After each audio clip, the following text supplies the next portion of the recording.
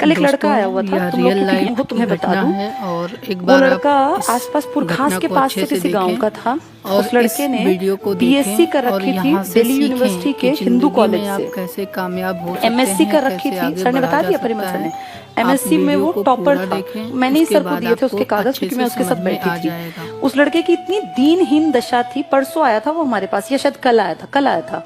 उसने मुझे पता है क्या कहा, मैं इस क्लास के बाद बाहर गई थी, तो उसने मुझे कहा कि मैम सर से मेरी मीटिंग जरूर करनी है मुझे आज।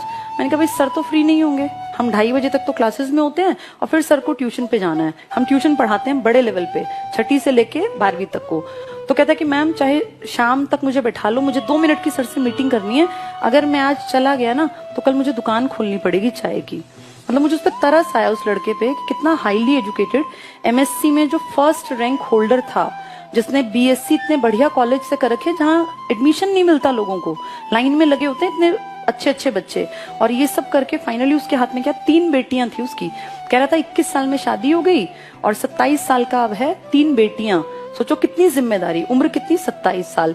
और अब फाइनल स्टेज क्या थी कि अगर कल मेरी मीटिंग नहीं हुई, मुझे जॉब नहीं मिली, तो कल मैं दुकान पे बैठ जाऊंगा चाय की पे।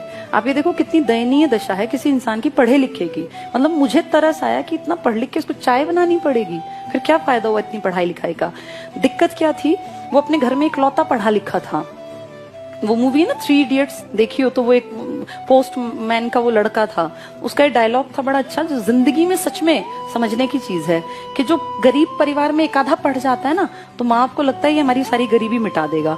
उस लड़के से वही एक्सपेक्टेशन थी 9 भाई बहनों की और माँ बाप की कि ये हमारी गरीबी मिटा देगा।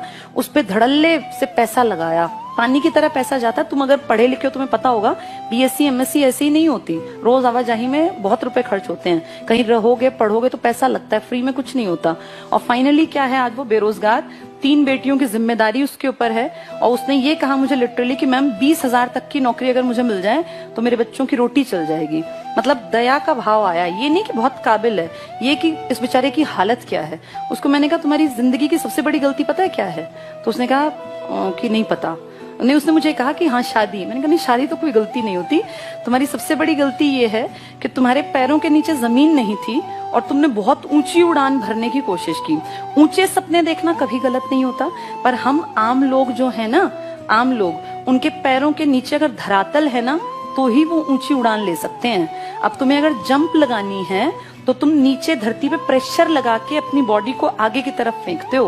उसके पास धरातल नहीं था, उड़ान ऊंची भरने की कोशिश, तो औंधे मुंह तो गिरना ही गिरना था। किसी भी इंसान को सबसे पहली चीज देखनी चाहिए मेरी असली स्टेज क्या है।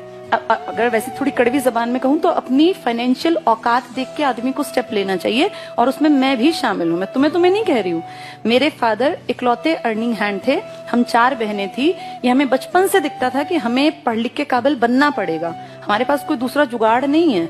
हमारा ये नहीं है कि पिताजी पैसा लगा देंगे और हम कहीं चले जाएं कि हम कामयाब हो जाएं, नहीं, पढ़ना पड़ेगा।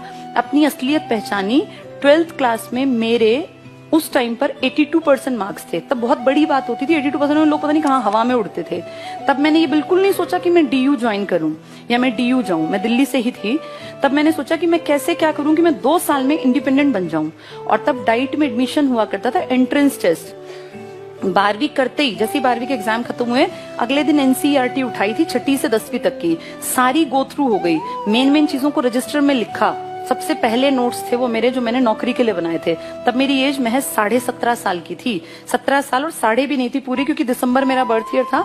17 साल 4 महीने मेरी उम्र थी जब मैंने पहली बार नोट्स बनाए अपनी नौकरी के लिए। और उसके बाद फिर मैंने कभी पीछे मुड़ के नहीं देखा। फिर डाइट किया, डाइट करते करते समझ में आ गया कि नौकरी पहली प्रायोरिटी है। तुरंत से तैयारी की, नौकरी मिल गई। नौकरी के बाद मुझे ये था कि मुझे बहुत आगे बढ़ना है, क्योंकि अपने ऊपर क्षमता पे अपने पे होता है, मैं कुछ कर सकती हूँ।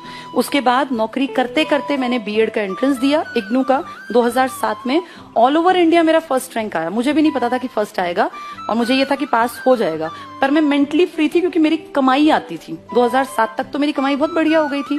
तब तक पे कमीशन आ गया था 2006 का, उसमें मेरा फर्स्ट रैंक आया, ऑल टाइम हाईएस्ट। तब तक वही था, मुझे आज का नहीं पता। 2007 तक इग्नू में 100 में से 84 नंबर का रिकॉर्ड था जो मेरे थे। उसके बाद अब 10-12 साल बीत गए, हो सकता है वो किसी ने ब्रेक भी कर दिया हो। उस टाइम पे मेरी बेटी 7 दिन की थी जब मैं उसको लेके इग्नू गई थी। इग्नू में हेडक्वार्टर में। और जब बच्चा बहुत छोटा होता है, इन्हीं दिनों उसका बर्थ था 7 नवंबर का, 14 नवंबर की मेरे ख्याल मेरी पता नहीं 12 की मेरी रिपोर्टिंग वगैरह थी, वहां कागजात चेक होते हैं। तो मैं अपना शॉल वॉल पूरा ढक के जैसे जाते हैं बच्चा होने के बाद, जैसे तुमने माँ को देखा भी होगा, तो वहां सबका एटीट्यूड पता है क्या था कि ये ऐसी कोई महिला आ गई है। वहां सब लोग बैठे हुए थे हॉल में। जब वहां बुलाया गया तो कहा गया फर्स्ट नंबर पे बबीता त्यागी। जब मैं उठ के गई तो सबकी आंखों में ये होता ना कि अजूबा की इसका फर्स्ट रैंक है, क्योंकि वो मुझसे, मेरा जो भेष था उस टाइम वो ऐसा नहीं था ना कि मैं फर्स्ट रैंक होल्डर हूँ।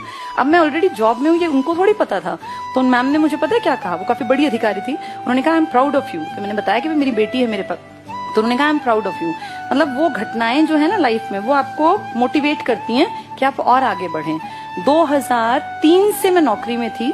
2015 में जब आईसीएस बहुत बढ़ गया, तब फाइनली मैंने डिसीजन लिया कि अब मैं और अच्छा कर सकती हूँ नौकरी से बहुत बेहतर। तब मैंने अपनी जॉब से रिजाइन किया। 31 अक्टूबर 2015 को मैंने अपना रेजिग्नेशन लेटर लिखा, और अनएक्सपेक्टेड था वो मेरे लिए भी, क्योंकि मुझे ये था नहीं, कोई प्लान्ड नहीं था नौकरी छोड़ना, कि प्लान करके नौकरी छोड़ी गई। और नवंबर में मैंने 1 नवंबर को मेरा रेजिग्नेशन लेटर दे दिया था, 31 को शाम को ही दे आए थे हम। तो आप ये मानो कि जिंदगी जो है ना, उसको आगे अगर बढ़ाना है तो पैर जमीन पे रखने पड़ेंगे। अगर मैं 2003 में सोचती कि नहीं मैं सीधे आईसीएस नाम की संस्था खोल दूंगी और मेरी संस्था बहुत चलेगी, तो मैं कहीं औंधे मुंह गिरी होती। मेरे जैसे कितने ही लोग हैं जो ये सोचते हैं। सपने देखना बहुत अच्छी बात है, लेकिन सपने देखने के साथ अपना एक बैकग्राउंड जो है ना हमारा फाइनेंशियल, हम कितने हैं, कहाँ स्टैंड करते हैं, ये पता होना बहुत जरूरी है। आज मैं कुछ भी चाहूं मैं कर सकती हूँ, लेकिन आज से 20 साल पहले तो मैं ऐसी नहीं थी ना। तब तो मेरे पास भी जितना तुम्हारे पास है उतना ही था। हम भी 2 ही कमरों के घर में रहते थे। मेरे पिताजी को बहुत अमीर आदमी नहीं थे, हाँ बस ये था एक सरकारी नौकरी थी, तो हम मेंटली फ्री थे। हमारी स्कूलिंग बहुत अच्छी रही, मैं अच्छे स्कूलों में पढ़ी, देश के अलग अलग कोनों में पिताजी के साथ हमेशा रहे, तो वहां से एक अपब्रिंगिंग अच्छी मान सकते हैं। लेकिन मेरे साथ के बहुत लोग थे जो पीछे रह गए, जो मुझसे ज्यादा इंटेलिजेंट थे, कारण सही टाइम पे सही डिसीजन ना ले पाना। तो तुम जितने लोग बैठे हो ना, जिंदगी के जिस पड़ाव में तुम अब हो, मैं तुमसे 15 साल पहले 20 साल पहले इस पड़ाव में थी। इसीलिए बता रही हूँ, लाइफ मौके देती है, बस आपको समझ होनी चाहिए। अब जो ये कल लड़का आया था, ये 27 साल का है। अगर इसने 18 साल के बाद जेबीटी करके कहीं नौकरी ज्वाइन कर ली होती, तो आज वो लड़का लाख रुपए की तनख्वाह ले रहा होता। जो मेरे संगी साथी है ना, लाख रुपए से ऊपर सैलरी है। मेरी बड़ी सिस्टर की 1,10,000 से ज्यादा सैलरी पड़ती है, मुझसे सिर्फ 1.5 साल भर बड़ी है वो। तो आप ये देखो, वो लड़का ऊंची उड़ान, अच्छी बात थी, यूपीएससी कर जाता। कितने ही लोगों को मैं जानती हूँ जो हमारे साथ टीचिंग में थे, छोड़ के चले गए नौकरियां कहीं कहीं अलग जगह। कोई बैंक पीओ में लग गया, कोई कहीं इसमें चला गया, यूपीपीसीएस में, लेकिन पहले अपने पैर जमा लिए। तुम सब लोगों की भी यही राय है मेरी तो, कि कम से कम अपने पैर जमा लो। रीजनिंग जो पढ़ाते हैं ना पवन सर, इनका बेटा है, परिमल सर के छोटे भाई जो हैं, गवर्नमेंट जॉब में है वो भी। मेरी और उनकी ज्वाइनिंग 2 दिन के आगे पीछे थी, मेरी 5 अप्रैल की, उनकी 7 अप्रैल की। वो भी कर रहे हैं जॉब। उनके बेटे के 94% थे 12th में। 12th के बाद अब हमारे पास इस स्टेज में आके तो ऐसा नहीं ना कि पैसे की कमी है या हम सोचें कि हम भाई बच्चे को ये ना कराएं, पैसे लगते हैं। हम तो कुछ भी अब कराने लायक हैं विद गॉड्स ग्रेस। लेकिन हमने उसको पता सबसे पहले क्या कहा कि पहली प्रायोरिटी अपने पैरों पे खड़ा हो। हमारे बलबूते मत सोच कि मेरे पास इतना पैसा है कि मैं कुछ भी कर लूंगा। उसको सबसे पहले कहा अपने पैरों पे खड़ा हो, फिर जो तेरा मन करे ना पैसे कमा के वो करना। उसको जेबीटी में एडमिशन दिलाया दिल्ली में मार्क्स के बेसिस पे मिलता है। उसका डाइट में हो गया दरियागंज में गवर्नमेंट में। मेरे ख्याल 1,000 रुपए फीस मुश्किल से गई होगी, 1,000-1,500, इससे ज्यादा की फीस नहीं है। मेरे टाइम 405 रुपए लगे थे, अब दुगनी हो गई होगी। आप ये देखो, वो लड़का चाहता तो हम कुछ भी करा देते, कोई भी महंगा कोर्स कहीं विदेश भेज देते, कोई बड़ी बात नहीं थी हमारे लिए। लेकिन सबसे पहली प्रायोरिटी क्या है, पैरों पे खड़ा हो जा।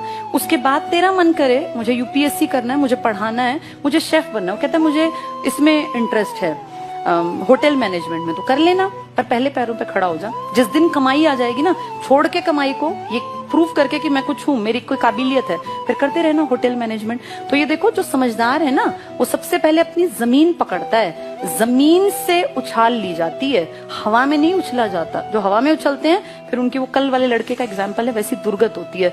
और मैंने बहुत करीब से ऐसे लोग देखे हैं जो बहुत काबिल थे, लेकिन वो कुछ नहीं कर पाए। घर और ये गाड़ी तो बहुत दूर की बात है, उस लड़के को रोटी खिलाने के मानदे पड़े हुए। अपनी 3 बेटियों को कहाँ पढ़ाएगा? आज के टाइम में कितनी महंगाई है, सबको पता है ना। सरकारी स्कूल में पढ़ाने का टाइम थोड़ी है। अब तुम सोचो उसके कंधों पे कितनी जिम्मेदारी। इस जिम्मेदारी से दब के वो जिंदगी में कुछ नहीं कर पाएगा। अगर वो 10 साल पहले थोड़ी सी समझ के साथ कुछ छोटा कोर्स करके कहीं 25-30 हजार की नौकरी पकड़ लेता तो आज लाख रुपए पे पहुंच जाता। तो लेकिन ये समझाए कौन? और अभी भी तुम्हारे सामने बात करें, आधे तो समय अभी रहते हवा में ही होंगे। सुधर जाएं। ये जो चीजें हैं ना, मुझे ये लगता है अकल कि तब आप आती काम है जब करें, उम्र बीत कामयाबी जाती आपको है। मिलेगी। इसलिए टाइम अगर रहते आपको अपनी चीजों को सक्सेस होना संभाल है लेना, तो सबके मैंने लिए है अपना मैसेज। नंबर दिया मैं स्क्रीन अपनी पे, आप बेटी के मुझे साथ भी कॉल यही कर पहली सकते हैं कंडीशन और रखूंगी कि पहले मुझसे इंडिपेंडेंट जानकारी बन, ले सकते अपने आप को हैं प्रूव कर, फिर आगे पूरी दुनिया में कुछ भी अचीव करो। जिसने एक चीज हासिल कर ली वो कुछ भी हासिल कर सकता है। कॉन्फिडेंस बहुत बड़ी चीज होती है और ये आता है जब आपके अंदर काबिलियत पैदा हो जाती है, पैसा कमाते हैं। इंडिया में काबिलियत पैसे से होती है, आपकी बुद्धि के अंदर घुस के कोई नहीं देखता आप कितने बुद्धिमान हैं। आपकी काबिलियत आपका पैसा है, आपने कितना कुछ अचीव किया इससे पता चलता है। तो इसलिए खूब पढ़ा करो। अब 1-2 साल में तुम लग गए और रह गए तो रह गए, फिर बैठे रहोगे, फिर बुजुर्ग